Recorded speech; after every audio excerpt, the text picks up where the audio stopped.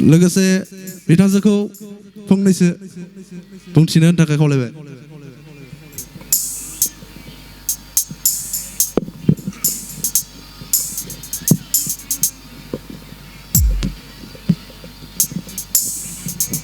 hello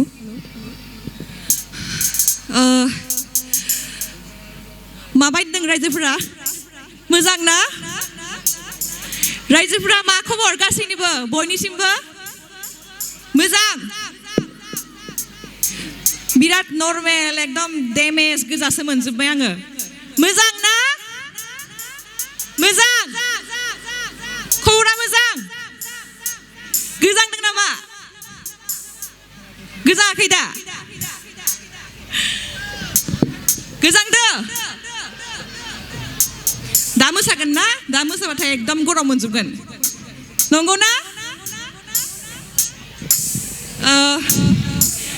खुलुमबाय बयनिसिमबो सिमला नवदिरा जायगानि रायजो राजा नोंथांमोन बयनिसिमबो आंनि गोसो गोरबोनिफ्राय अननाय आरो खुलुमनाय जासिहरबाय आरो थैंक यू सो मच आंखौ इनभाइट खालामनायनि थाखाय दिनै श्री श्री गणेश पूजा फोरबोनि सनाथि मायथाइ फालिथाय एक्चुअली आं बिराद हेपि फैनानै गासैखौबो लोगो मोनजोब्बाय बयखौबो लोगो मोनबाय इमान बेफोरबायदि थान्दायावबो बयबो प्रग्राम नायनो फैदो बयबो फैनायनि थाखाय थैंक यू सो मच